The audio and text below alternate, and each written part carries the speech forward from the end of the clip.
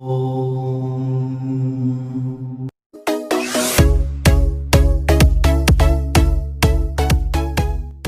Everybody, मैं मुकुंद आप सबका स्वागत करता हूं हमारे PSRM स्टडी चैनल में।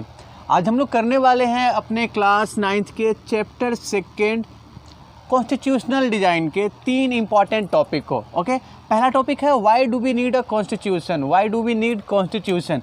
हम लोगों ने इससे पीछे समझा है कॉन्स्टिट्यूशन को, ठीक है ना। हम लोगों ने अपने पहले वीडियो में क्या समझा है, कॉन्स्टिट्यूशन। कॉन्स्टिट्यूशन क्या होते हैं? सिंपली कॉन्स्टिट्यूशन एक सेट ऑफ लॉ और एक बुक ऑफ लॉ आप कह सकते हैं, ठीक है ना। एक कॉन्स्टिट्यूशन एक सेट ऑफ लॉ और बुक ऑफ लॉ है जिसमें क्या होते हैं, किसी कंट्री के सिटीजन और गवर्नमेंट, इनके बीच के रिलेशन को डिफ़ाइन किया जाता है, ठीक है। सिटीजन्स के राइट्स को डिफ़ाइन किए जाते हैं, गवर्नमेंट के राइट्स को डिफ़ाइन किए जाते हैं। ओके, सिटीजन के राइट्स, गवर्नमेंट के राइट्स, गवर्नमेंट के पावर, ये डिफ़ाइन किए जाते हैं। गवर्नमेंट के जो अलग अलग लेवल्स हैं, ठीक है, अलग अलग ऑर्गन है। हम जानते हैं ना, गवर्नमेंट के लेवल अलग अलग हैं, डिफरेंट लेवल है। सेंट्रल गवर्नमेंट है, स्टेट गवर्नमेंट है। ऑर्गन की बात करते हैं तो गवर्नमेंट के 3 ऑर्गन है, लेजिस्लेटिव, एग्जीक्यूटिव और जुडिशियरी, ठीक है ना। तो इनके बीच में पावर को कैसे डिस्ट्रीब्यूट किया जाएगा, इनके पावर कौन कौन से हैं, इनका ज्यूरिडिक्शन क्या है, ठीक है ना, तो ये डिसाइड किया जाता है। तो ऐसा बुक ऑफ लॉ जिसमें सिटीजन्स के राइट्स, गवर्नमेंट के पावर, गवर्नमेंट के फंक्शन, गवर्नमेंट को गाइड करने वाले गाइडलाइंस, ठीक है, गवर्नमेंट के पावर का डिस्ट्रीब्यूशन हो, वो कहलाता है कॉन्स्टिट्यूशन। तो simply constitution is a set of law that defines the relationship between citizen and the government. Okay, These law guides the state affairs. These law guides the affairs of state. These law allocates or distributes the power among different level of government or among different organs of the government, ठीक है ना। हम लोग बात करने वाले हैं why do we need constitution। हमें कॉन्स्टिट्यूशन की ज़रूरत क्यों होती है। हम लोग ना साउथ अफ्रीका के संदर्भ में देखते हैं, साउथ अफ्रीका के कॉन्टेक्स्ट में देखते हैं। तो हम लोगों ने वहाँ पे क्या देखा था साउथ अफ्रीका में कि ब्लैक और वाइट, ब्लैक्स के पास राइट्स कम है, ब्लैक्स के पास राइट नहीं है, ब्लैक के पास इक्वलिटी नहीं है, ठीक है। वाइट की सुप्रीमेसी ज़्यादा है, इनके पास राइट्स ज़्यादा है, प्रिविलेज ज़्यादा है। रिजल्ट क्या देखते हैं कि साउथ अफ्रीका में कॉन्फ्लिक्ट्स होता है, ठीक है ना। सिंस 1964 टू 1994, ये 30 साल आप साउथ अफ्रीका में देखते हैं तो क्या है, ये 30 ईयर्स आप वहाँ पे देख रहे हैं तो कॉन्फ्लिक्ट्स हुए हैं साउथ अफ्रीका में। साउथ अफ्रीका की इमेज इंटरनेशनल स्टेज पे काफ़ी ज़्यादा ख़राब है। वहाँ पे जो अपार्थाइड सिस्टम था, जो रेशियल डिस्क्रिमिनेशन का सिस्टम था, उसको लेके साउथ अफ्रीका की इमेज काफ़ी ज़्यादा नॉन डेमोक्रेटिक थी, काफ़ी ख़राब थी, ठीक है। साउथ अफ्रीका ने क्या किया, कॉन्स्टिट्यूशन को चेंज किया, अपने कॉन्स्टिट्यूशन को चेंज किया। और क्या किया कॉन्स्टिट्यूशन में, जो ब्लैक्स जिनके पास राइट्स नहीं थे उनको राइट्स प्रोवाइड किया, ठीक है ना। साउथ अफ्रीका ने क्या किया है, जिन ब्लैक्स के पास, जिनको इक्वली ट्रीट नहीं किया जाता था, चाहे वो ब्लैक हो, मिक्सड हो, कलर्स हो, इंडियंस हो, उनको इक्वलिटी प्रोवाइड की, ठीक है ना। जो यहाँ पे देखिए, जो वाइट्स थे उनका जो ऑपरेशन था, ठीक है, उनके ऑपरेशन को, उनके एट्रेसिटी को बैन किया, ऑपरेशन को ख़त्म किया, ठीक है। तो हम क्या देख रहे हैं कि एक रूल बना के उन्होंने इस चीज़ को ख़त्म किया है, ठीक है ना। तो जब आप ना गवर्नमेंट ना रूल बना के लोगों को राइट्स प्रोवाइड करे, रूल बना के इक्वलिटी प्रोवाइड करे, रूल बना के लोगों के प्रोटेक्शन को इंश्योर करे, ठीक है। तो ये कैसे पॉसिबल हुआ है, ये पॉसिबल हुआ ना, वहाँ पे लॉ बनाया गया, नए कानून बना के ये पॉसिबल किया गया। तो 1994 में जो साउथ अफ्रीका के लीडर्स ने 2 साल का टाइम लिया, तब जाके उन्होंने एक कॉन्स्टिट्यूशन बनाया और उस कॉन्स्टिट्यूशन ने साउथ अफ्रीका की इमेज बदल दी, ठीक है ना। जो साउथ अफ्रीका पहले बदनाम था, पहले नोटोरियस था अपने यहाँ के अपार्थाइड सिस्टम को लेके, उसी साउथ अफ्रीका के एग्जाम्पल दुनिया भर में दिए जाने लगे। साउथ अफ्रीका के कॉन्स्टिट्यूशन को एक मॉडल कॉन्स्टिट्यूशन माने जाना लगा, ठीक है ना। तो यहाँ हम देखते हैं कि एक कॉन्स्टिट्यूशन का क्या इंपॉर्टेंस होता है, कॉन्स्टिट्यूशन की ज़रूरत क्यों पड़ती है, ठीक है। तो एक एक करके देखते हुए चलते हैं, why do we need constitution. Okay, चलिए शुरू करते हैं। सबसे पहले हम देखते हैं कि constitution, it creates a degree of trust. Okay, it creates a degree of trust और coordination. It creates a degree of trust और coordination among people for mutual existence. Okay, देखिए हम साउथ अफ्रीका की ही बात फिर से करते हैं। साउथ अफ्रीका में हम लोग क्या देख रहे हैं कि ब्लैक है और वाइट्स हैं, इनके रिलेशन बिल्कुल भी अच्छे नहीं है। ब्लैक्स के साथ अनजस्ट तरीके से ट्रीट कर रहे हैं, वाइट्स की सुप्रीमेसी है, whites were treating harshly black people. Okay, अब यहाँ पे जो कॉन्स्टिट्यूशन 1994 में जो सिस्टम चेंज होता है, उसके बाद जो कॉन्स्टिट्यूशन बनाए जाते हैं, तो उस कॉन्स्टिट्यूशन में इनको राइट्स दिया गया। ठीक है, यहाँ कोशिश की गई कि ये जो अपने प्रिविलेज है ये छोड़ेंगे। तो ब्लैक क्या कर रहे हैं, ब्लैक नए कॉन्स्टिट्यूशन को एग्री हो रहे हैं, वो उसको एक्सेप्ट कर रहे हैं। ब्लैक्स ने क्या एग्री किया कि वाइट के प्रति वो कोई भी रिवेंज की फीलिंग नहीं रखेंगे। वाइट्स ने क्या एग्री किया है कि वाइट्स किसी भी तरीके के प्रिविलेज को रिजेक्ट करेंगे। वाइट्स ब्लैक के साथ इक्वली रहने को तैयार हो गए। ठीक है, तो यहाँ पे हम क्या देख रहे हैं कि इन दोनों के बीच में इस कॉन्स्टिट्यूशन को लेके, इसके नियम को लेके एक एक्सेप्टेबिलिटी देख रहे हैं ना, ये दोनों इस चीज़ को मानने को एग्री हुए हैं ना। ठीक है ना, तो यही हम देख रहे हैं कि it creates a degree of trust, यानी इन दोनों के बीच में एक भरोसा कायम किया है। ये दोनों एक दूसरे को कोऑर्डिनेट करने को तैयार हुए हैं, एक दूसरे के साथ एग्जिस्ट करने को एग्री हुए हैं। So the constitution creates a degree of trust और coordination, okay, which makes the people living in the country to think that they are a mutual existence. Okay, they belong to one nation irrespective of any difference, whether it's based upon race, whether it's based upon skin colour, religion. हम India में example ले सकते हैं ना, तो हमारे India में बहुत सारी डाइवर्सिटी है। ठीक है, इंडिया में बहुत ज़्यादा डाइवर्सिटी है, उसके बाद भी हम लोग एक कॉन्स्टिट्यूशन को अवॉइड करते हैं, एक कॉन्स्टिट्यूशन के साथ रहते हैं। तो हम लोग एग्री करते हैं ना कि हमारे साथ जो भी डाइवर्सिटीज़ है उसको हम लोग क्या करेंगे, उसको हम लोग अपने साथ रखेंगे, उसकी रिस्पेक्ट करेंगे। ठीक है, और जो डिफरेंसेज है उसको हम लोग पॉजिटिवली लेंगे, डिफरेंसेज को हम लोग डिस्टेंस नहीं बनने देंगे। ठीक है, तो ये कैसे पॉसिबल हो रहा है, कॉन्स्टिट्यूशन के थ्रू ही पॉसिबल हो रहा है। ठीक है, कॉन्स्टिट्यूशन में जो पिछड़े हैं, जो सोसाइटी के मेन स्ट्रीम में नहीं है, उनको अलग से पावर दिया गया है, तो इसको लेके किसी को कोई प्रॉब्लम नहीं है ना। तो हर एक सेक्शन में क्या है, एक आप ट्रस्ट देखते हैं। दूसरा आप देखते हैं कॉन्स्टिट्यूशन में कि constitution specifies the power of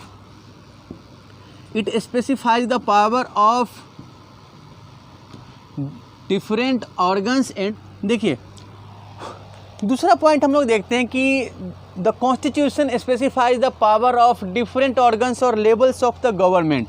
constitution में हम लोगों ने अभी स्टार्टिंग में जिक्र किया है कि गवर्नमेंट के डिफरेंट ऑर्गन्स, अलग अलग ऑर्गन होते हैं और अलग अलग लेवल होते हैं। ऑर्गन कौन कौन से हैं, लेजिस्लेटिव है, एग्जीक्यूटिव है और जुडिशरी है। लेजिस्लेटिव लॉ बनाती है, एग्जीक्यूटिव उसको इम्प्लीमेंट करती है और जुडिशरी इन दोनों के काम को क्या करती है, मॉनिटर करती है। ठीक है ना, यही देखा है ना हम लोगों ने, इसको क्या बोलते हैं, चेक एंड बैलेंस मेथड। ठीक है, गवर्नमेंट के डिफरेंट ऑर्गन्स के बीच में पावर के डिस्ट्रीब्यूशन को क्या बोलते हैं, चेक एंड बैलेंस मेथड। इसका एक नाम और होता है चेक एंड बैलेंस मेथड, देखते चलिए। Check and balance method is a system, is a distribution of power among different organ of government और among the 3 organs of government, those are legislative, executive and judiciary. Okay, it is also known as horizontal power sharing. देखते हुए चलेंगे इसको, horizontal power sharing. Okay, दूसरा हम लोग देख रहे हैं, ओके, गवर्नमेंट के अलग अलग लेवल के बीच में पावर को डिस्ट्रीब्यूट करना। तो गवर्नमेंट के अलग अलग लेवल क्या है, सेंट्रल गवर्नमेंट है, ठीक है, सेंट्रल, स्टेट, और स्टेट गवर्नमेंट के अंडर में आप देखते हैं तो लोकल सेल्फ गवर्नमेंट आता है। ठीक है ना, तो central government, state government, government के अलग अलग लेवल है, इनके बीच में जो पावर का डिस्ट्रीब्यूशन है, इस आइडिया को कहते हैं फेडरेशन। क्या बोलते हैं, federation. What is federation? Federation is an idea of distribution of power among different level of government. Among federation is a system of distribution of power between central government and state government. Okay, इसको क्या बोलते हैं, इसको बोलते हैं vertical distribution of power. क्या बोलेंगे इसको, वर्टिकल डिस्ट्रीब्यूशन ऑफ पावर। ठीक है, तो यहाँ देखिए, स्टेट गवर्नमेंट के पास क्या पावर है, सेंट्रल गवर्नमेंट के पास क्या पावर है, गवर्नमेंट के अलग अलग जो ऑर्गन हैं उनके कौन कौन से फंक्शन है, उनके क्या पावर है, ये कहाँ पे डिसाइड होते हैं, ये डिसाइड होते हैं कॉन्स्टिट्यूशन में, ठीक है ना। सो the constitution specifies the power of different organs of the government, different levels of the government. ये 2 पॉइंट क्लियर हो गया। अब देखते हैं हम लोग कॉन्स्टिट्यूशन हमें क्यों ज़रूरी है, उसके लिए तीसरा पॉइंट देखते हैं। चलिए हम लोगों ने क्या देखा है कि 2 ये पॉइंट देखे हैं जिससे हमें पता चलता है कि कॉन्स्टिट्यूशन हमारे लिए इंपॉर्टेंट है, कॉन्स्टिट्यूशन का होना ज़रूरी है। एक और पॉइंट हम लोग देखते हैं, constitution defines the rights of people. Rights का मतलब क्या होता है, देखिए राइट कहने का मतलब है कि आप किसी भी कंट्री में रहते हैं, आपको जीने के लिए, आपको सर्वाइव करने के लिए वहाँ पे, आपको वहाँ पे डेवलप होने के लिए कुछ फैसिलिटी चाहिए, कुछ कंडीशन, फेवरेबल कंडीशन चाहिए, ठीक है ना। सर्टेन फेवरेबल कंडीशन चाहिए जिसमें रह के आप वहाँ पे डेवलप कर सकते हैं, अपने एस्पिरेशन को अचीव कर सकते हैं। आपके डेवलपमेंट के लिए एक फेवरेबल कंडीशन चाहिए, ठीक है। तो राइट्स का मतलब हमारा ये है कि आपको कॉन्स्टिट्यूशन के थ्रू ये गारंटी दी जाती है, कॉन्स्टिट्यूशन आपको गारंटी देता है कि आप किसी कंट्री में हैं तो उस कंट्री में आपको जीने के लिए, आपको विकसित होने के लिए, डेवलप होने के लिए जो फेवरेबल कंडीशन चाहिए वो फेवरेबल कंडीशन आपको प्रोवाइड किया जाएगा, ठीक है। So rights are guarantee given by the constitution about the favorable condition which a citizen requires to survive in that country, what a citizen needs to be developed in his life, ठीक है ना। Rights हमारे constitution में दिए गए वो power हैं जो आपको अपने कंट्री के पॉलिटिकल सिस्टम का एक हिस्सा बनाते हैं, ठीक है। सो the constitution defines the rights of people. South Africa का ही एग्जाम्पल लीजिए, फिर से ब्लैक का देखते हैं। ब्लैक्स जिनके पास पहले राइट्स नहीं था, जिनके साथ डिस्क्रिमिनेशन हो रहा था, ब्लैक्स जिनको इक्वली ट्रीट नहीं किया जा रहा था, ब्लैक्स जिनको उनके स्किन कलर के आधार पर टॉर्चर किया जा रहा था, ठीक है ना। जब नया कॉन्स्टिट्यूशन बनता है तो साउथ अफ्रीका के ब्लैक भी सिटीजन है, वाइट भी सिटीजन है, तो वाइट सिटीजन के जो राइट्स हैं वही राइट्स ब्लैक को भी दिए गए ना। जो फेवरेबल कंडीशन वाइट्स के लिए हैं वही कंडीशन ब्लैक्स को भी प्रोवाइड किए गए हैं और कॉन्स्टिट्यूशन ने उसकी गारंटी ली है, कॉन्स्टिट्यूशन ने उसको इंश्योर किया है। तो हम कह सकते हैं ना कि constitution defines the rights of people. हमारे इंडिया में भी हम देखते हैं तो हमारे कॉन्स्टिट्यूशन में हमें 6 राइट्स प्रोवाइड किए गए हैं, ठीक है ना। 6 राइट्स प्रोवाइड किए हैं जिसको हम लोग क्या बोलते हैं, फंडामेंटल राइट्स। हमारे फंडामेंटल राइट्स आप स्क्रीन पे देख सकते हैं कि हमारे कौन कौन से फंडामेंटल राइट्स हैं, ठीक है ना। ये इंडिया के सभी सिटीजन को प्रोवाइडेड है, हमारे कॉन्स्टिट्यूशन के द्वारा इंडिया के सभी सिटीजन को ये राइट्स दिए गए हैं बिना किसी डिस्क्रिमिनेशन के, ठीक है ना। तो हमारे फंडामेंटल राइट्स जैसे हमारे यहाँ पे वैसे ही हर एक कंट्री के कॉन्स्टिट्यूशन में वहाँ के सिटीजन को कुछ राइट्स प्रोवाइड किए जाते हैं, ठीक है। फिर आते हैं हम लोग 4th पॉइंट पे। ओके, तो हम लोगों ने 3 पॉइंट देखे हैं जो ये सजेस्ट करते हैं कि कॉन्स्टिट्यूशन का होना क्यों ज़रूरी है। अब एक पॉइंट हम लोग और देखते हैं, ठीक है। The constitution expresses the aspiration of the people about creating a good society. देखिए कोई भी सिटीजन, किसी भी जगह के रहने वाले जो लोग हैं वो कैसी सोसाइटी बनाना चाहते हैं, ठीक है। कॉन्स्टिट्यूशन उनके उस एस्पिरेशन को एक्सप्रेस करता है। एस्पिरेशन मतलब आप उनकी इच्छा कह सकते हैं, ठीक है ना, प्रयास कह सकते हैं। तो जैसे हम लोग अपने इंडिया की बात करते हैं, ठीक है, तो हम लोगों ने आज़ादी के बाद क्या डिसाइड किया, हमारे जो पॉलिसी मेकर्स थे, ठीक है, यहाँ पे अलग अलग सेक्शन बहुत ज़्यादा थे, डाइवर्सिटी बहुत ज़्यादा थी। हम लोगों ने क्या कोशिश की कि यहाँ पे इक्वालिटी हो, पॉलिटिकल भी हो, सोशल भी हो, ठीक है, रिलीजियस बैकग्राउंड पे भी हो। तो हमारे कॉन्स्टिट्यूशन में उस आइडिया को अडॉप्ट किया गया, इक्वलिटी दी गई। हमारे यहाँ पे सेक्युलरिज्म का आइडिया अडॉप्ट किया गया। हमारे यहाँ पे जैसे माइनॉरिटीज़ हैं तो उनको कुछ अलग से राइट्स दिए गए, ठीक है, ताकि वो सोसाइटी के मेन स्ट्रीम में शामिल हो सके। तो हम लोगों का जो समाजवादी विचारधारा है, हम लोगों का जो समानता का विचारधारा है वो हमारे कॉन्स्टिट्यूशन से दिखाई देता है, ठीक है ना। वही चीज़ आप ना देखेंगे साउथ अफ्रीका में।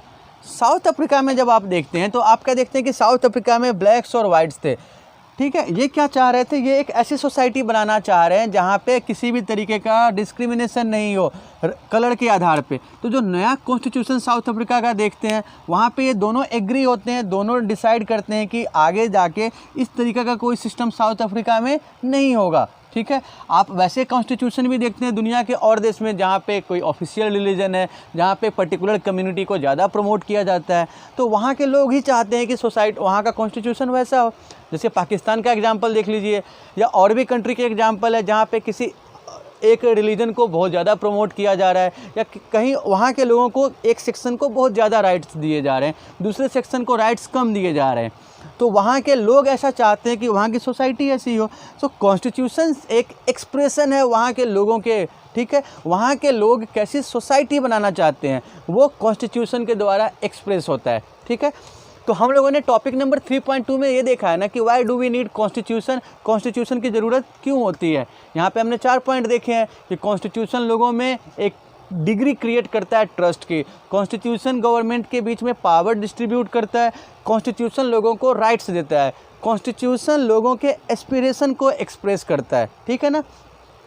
चलिए अब हम लोग आते हैं topic number 3.3 making of the constitution. यहाँ हम लोग देखेंगे कि हमारे इंडिया में जो कॉन्स्टिट्यूशन का फॉर्मेशन हुआ है वो कैसे हुआ है, उसका हिस्टोरिकल बैकग्राउंड क्या है, उसके हिस्टोरिकल रेफरेंस क्या है। ओके, तो आते हैं हम लोग topic number 3.3 making of the constitution. Okay, तो हम लोग अब बात करते हैं topic number 3.3 making of the Indian constitution की। ठीक है। तो यहाँ पे हम लोग क्या देखने वाले हैं कि इंडियन कॉन्स्टिट्यूशन जो ड्राफ्ट हुए उसके हिस्टोरिकल रेफरेंस को। तो सबसे पहले आप देखते हैं कि 1928 में मोतीलाल नेहरू और 8 और लीडर थे, उन्होंने एक कॉन्स्टिट्यूशन ड्राफ्ट किया है। ठीक है ना। कब किया है? 1928 में। उसके बाद आप 1931 में देखते हैं तो 1931 के कराची सेशन में, कांग्रेस का जो कराची सेशन है 1931 का, उसमें इस पर डिस्कस किया गया कि इंडिया का जो कॉन्स्टिट्यूशन होगा वो किस तरीके का होगा, उसमें कौन कौन सी चीज़ें शामिल की जानी चाहिए। आप ना ये दोनों देखिएगा, चाहे वो 1928 का ड्राफ्ट हो या 1931 के कराची सेशन का ड्राफ्ट हो, इन दोनों में ये चीज़ किया गया, डिस्कस किया गया कि इंडिया का जो कॉन्स्टिट्यूशन होगा उसमें सभी को वोटिंग राइट्स मिलेंगे, यूनाइटेड एडल्ट फ्रेंचाइज का आइडिया होगा, सभी को राइट टू फ्रीडम मिलेंगे, इक्वालिटी प्रोवाइड किया जाएगा, और माइनॉरिटी जो हैं उनको स्पेशली प्रिविलेज दिया जाएगा, उनको अलग से कुछ पावर दिए जाएंगे, उन माइनॉरिटी के प्रोटेक्शन को फोकस किया जाएगा। ठीक है। देखिए, जो हमारे इंडियन लीडर्स थे, जो ब्रिटिश गवर्नमेंट के टाइम में जो इंडियन लीडर्स उनके लेजिस्लेटिव सिस्टम में थे, रिप्रेजेंटेटिव थे इंडियंस के। ठीक है। तो वो अवेयर थे, वो फेमिलियर थे British political and institutional system से। ठीक है ना। तो ये हमारे लिए एक ना यूजफुल एक काफ़ी यूजफुल साबित हुआ आगे चल के। हमारे जो इंडियन लीडर थे उनका जो एक्सपीरियंस था ब्रिटिश सिस्टम के, ब्रिटिश के जो पॉलिटिकल और इंस्टीट्यूशनल सिस्टम है, उनकी जानकारी हमारे लिए काफ़ी यूजफुल हुआ आगे चल के। ठीक है।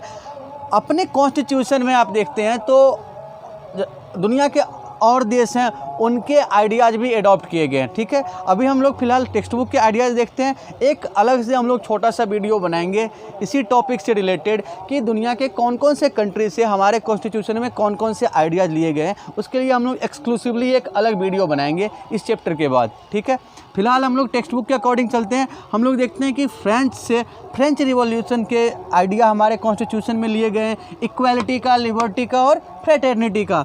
वहीं अमेरिका से बिल ऑफ राइट्स को लिया गया है, ब्रिटेन से पार्लियामेंट्री डेमोक्रेसी का आइडिया, और रसिया से सोशलिज्म का। हम लोगों ने अपने हिस्ट्री के सेकंड चैप्टर में देखा है ना, socialism in Russia, socialism in Europe and the Russian revolution. तो वहाँ पे हम लोगों ने सोशलिज्म के मीनिंग को समझा है। तो रसिया के सोशलिज्म के आइडिया को भी हमारे यहाँ पे अडॉप्ट किया गया है। ठीक है ना। तो हमारा जो making of the Indian constitution है, वहाँ पे हम लोग यही देख रहे हैं कि आज़ादी से पहले, कॉन्स्टिट्यूशन के फॉर्मेशन से पहले इसका हिस्टोरिकल रेफरेंस क्या है। ठीक है। कौन कौन से आइडिया ने यहाँ के लीडर्स को इंस्पायर किया कि इंडिया का भी एक कॉन्स्टिट्यूशन होना चाहिए। अब हम लोग बात करते हैं topic number 3.4 guiding value of the constitution, यानी हमारे जो कॉन्स्टिट्यूशन है उसको कौन कौन से वैल्यूज़ थे जो गाइड कर रहे थे। ठीक है ना।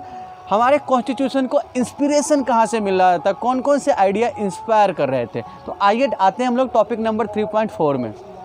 देखिए हम लोग बात कर रहे हैं guiding value of the constitution, constitution को गाइड करने वाली वैल्यू, ठीक है। कॉन्स्टिट्यूशन का निर्माण कैसे हुआ है, तो देखते हुए चलते हैं कि कॉन्स्टिट्यूशन का निर्माण हुआ है कॉन्स्टिट्यूएंट असेंबली के द्वारा, ठीक है।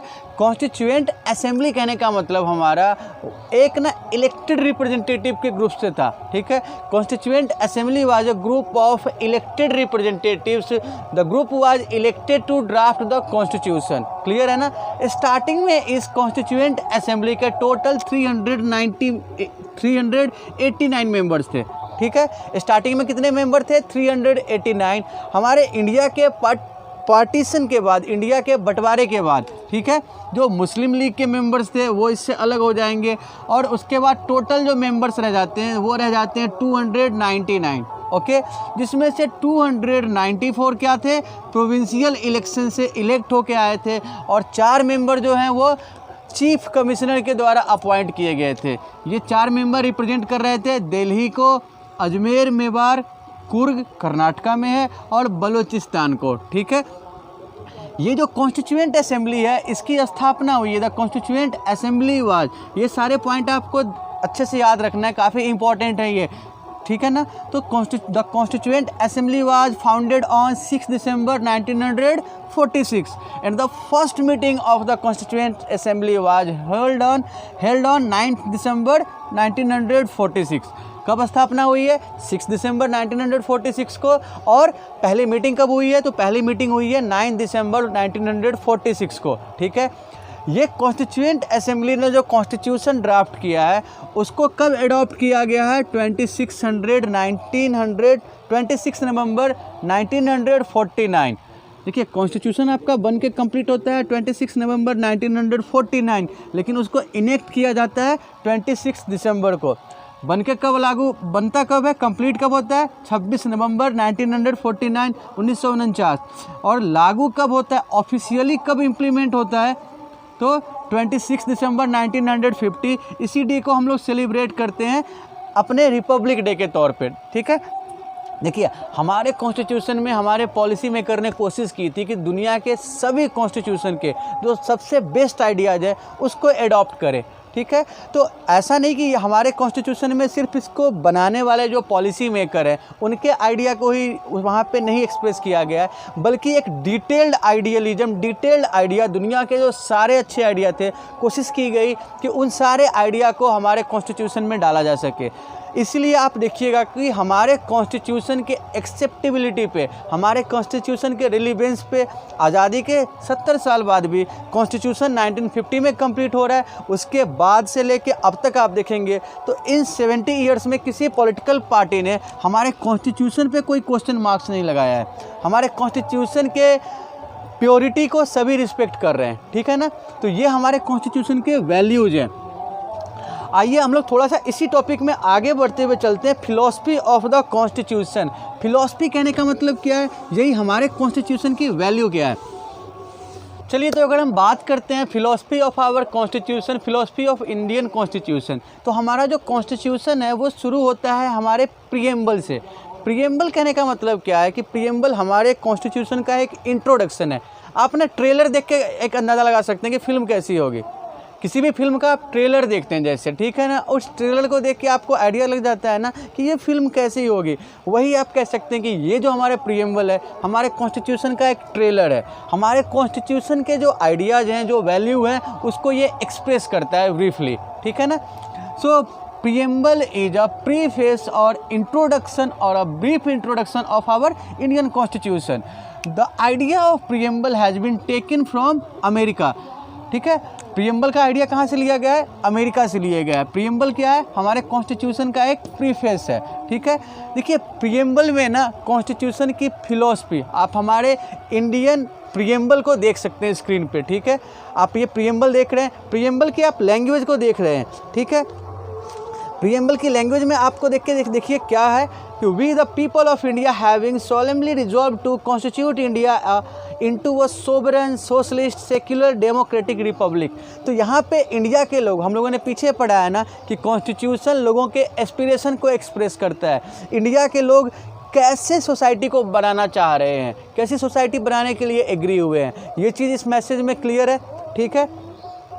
जस्टिस कैसा होगा, सोशल होगा, इकोनॉमिक होगा, पॉलिटिकल होगा, लिबर्टी कैसा होना है, तो लिबर्टी थॉट्स की होगी, एक्सप्रेशन की होगी, बिलीफ की होगी, वर्शिप की होगी, फेथ की होगी।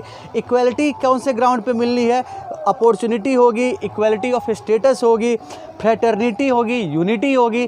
तो यहाँ पे हमारे कॉन्स्टिट्यूशन में कौन कौन से वैल्यू को फोकस करना है, कौन कौन से वैल्यू को प्रमोट करना है, वही एक्सप्रेस किया गया है हमारे प्रीएम्बल में।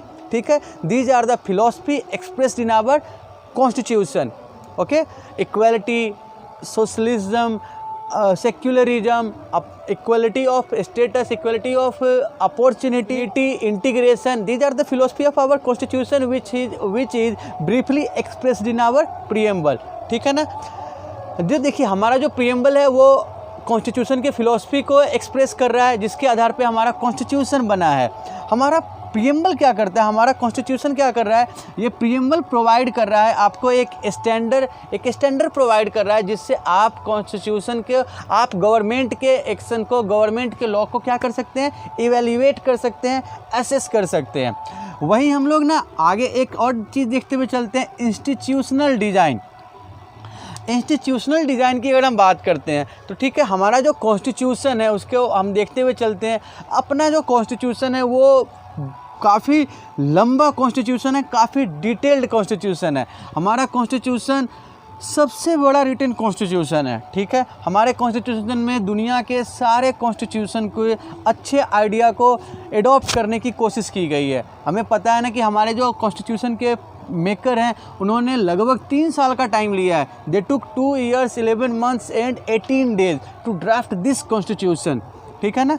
तो इसमें क्या है, इसमें आप देखिएगा, और ये हमारा जो कॉन्स्टिट्यूशन है वो स्टैटिक भी है और डायनेमिक भी है। ठीक है, यानी यहाँ पे अमेंडमेंट का भी प्रोविज़न है। अमेंडमेंट कहने का मतलब क्या होता है, amendment is a process to change an existing law. ठीक है, हमारे कॉन्स्टिट्यूशन के लॉ को चेंज करना, ये प्रोसेस क्या कहलाता है, अमेंडमेंट कहलाता है। देखिए जिस टाइम पे कॉन्स्टिट्यूशन बनाया गया, सोसाइटी तो डायनेमिक है, कंडीशन तो चेंज होती रहती है। तो कॉन्स्टिट्यूशन कैसा होना चाहिए, डायनेमिक होना चाहिए, जो चेंजिंग सिचुएशन को, चेंजिंग सोसाइटी के अकॉर्डिंग हो। ठीक है ना। तो कॉन्स्टिट्यूशन के रेंज को बढ़ाया जाता है ना। तो हमारे कॉन्स्टिट्यूशन में अमेंडमेंट का भी प्रोविज़न हम लोग देख रहे हैं। हमारे कॉन्स्टिट्यूशन में गवर्नमेंट के पावर का डिस्ट्रीब्यूशन कैसे होगा, गवर्नमेंट के पावर को बाउंड करने वाले फोर्सेस कौन कौन से हैं, जो सिटीजन्स हैं उनके फंडामेंटल राइट्स कौन कौन से हैं, सिटीजन के राइट्स को कौन से सर्टेन सिचुएशन में रिस्ट्रिक्ट किया जा सकता है, वो सारी चीज़ों का डिटेल्ड इन्फॉर्मेशन कहाँ पे है, हमारे कॉन्स्टिट्यूशन में है। ठीक है, तो आज के टॉपिक में हम लोग यही 3 इंपॉर्टेंट टॉपिक डील करने वाले थे, और मैं उम्मीद करता हूं कि आज के इस टॉपिक को आपने अच्छे से समझ लिया होगा। और अगर इस टॉपिक को लेके, आज के टॉपिक को लेके आपको कोई कन्फ्यूजन होती है, कोई प्रॉब्लम होता है, तो आप प्लीज़ हमारे स्क्रीन पे फ्लैश हो रहे हैं नंबर पे अपने प्रॉब्लम शेयर कर सकते हैं। साथ ही साथ अगर आपको ये वीडियो पसंद आया है तो आप हमारे चैनल को लाइक और सब्सक्राइब करेंगे। Thank you, have a nice day.